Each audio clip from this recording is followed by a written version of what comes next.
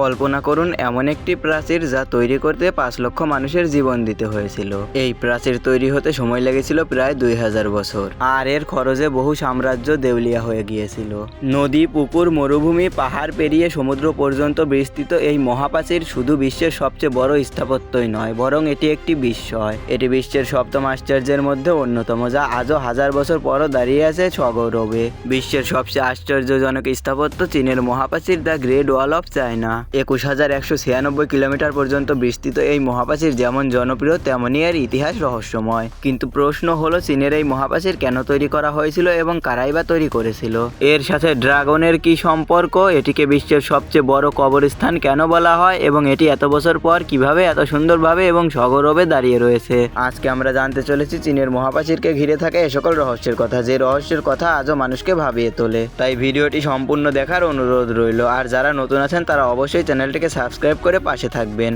The great Wall of China বিশ্বের সবচেয়ে দীর্ঘ প্রাচীর, তবে এটি একটি সোজা কোনো প্রাচীর নয়, বরং খণ্ড খণ্ড অনেকগুলো প্রাচীরের সমন্বয়ে গঠিত, যা একত্রিত হয়ে বিশাল আকার ধারণ করেছে।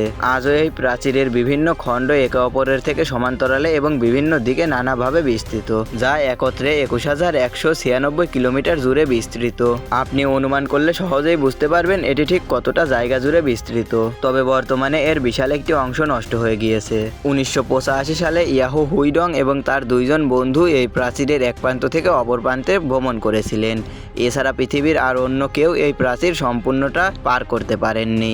এই প্রাচীর চীনের উত্তর দিকে অবস্থিত এবং বরফে ঢাকা মরুভূমি থেকে শুরু করে ইয়েলো রিভার পর্যন্ত বিস্তৃত। চীনের মানুষ এটিকে বলে থাকে পাথরের ড্রাগন, যা শত্রুদের হাত থেকে তাদের রক্ষা করে। মূলত চীনের সাধারণ জনগণের কাছে ড্রাগন হলো শক্তির প্রতীক, তাই তারা মনে করে এই প্রাচীর তাদেরকে ড্রাগনের মতোই শক্তি যোগায় এবং রক্ষা করে। এই প্রাচীর তাদেরকে চীনের উত্তর থেকে হুন, মঙ্গল, তুর্কি গোত্র, জুরচেন সহ বিভিন্ন শত্রুপক্ষর হাত থেকে রক্ষা করত।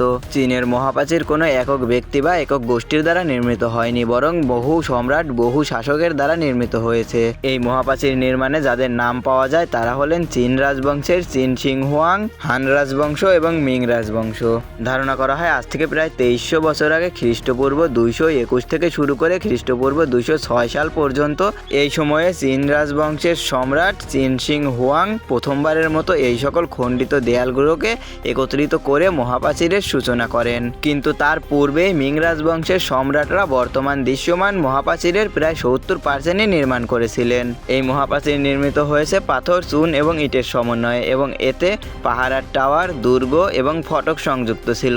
এই প্রাচীর নির্মাণের সময় লক্ষ লক্ষ শ্রমিক কাজ করেছে এবং তাদের মধ্যে অনেকেই অপুষ্টি এবং বিভিন্ন সমস্যার কারণে মারা গেছে। তাই তো এই মহাপ্রাচীরকে বলা হয় বিশ্বের সবচেয়ে দীর্ঘ কবরস্থান। তবে এই মহাপ্রাচীর চীনকে কখনোই সম্পূর্ণরূপে সুরক্ষা দিতে পারেনি, বরং এই প্রাচীর নির্মাণের পরও বারবার চীনে আক্রমণ হয়েছে। এই মহাপ্রাচীর সর্বোচ্চ শত্রুদের গতিকে ধীর করেছে এবং চীনকে যুদ্ধে প্রস্তুতি নিতে সময় করে দিয়েছে। বর্তমানে বিশ্বের নানা প্রান্ত থেকে প্রতি বছরই লক্ষ লক্ষ মানুষ ছুটে যায় এই গ্রেট ওয়াল অফ চায়না দেখতে।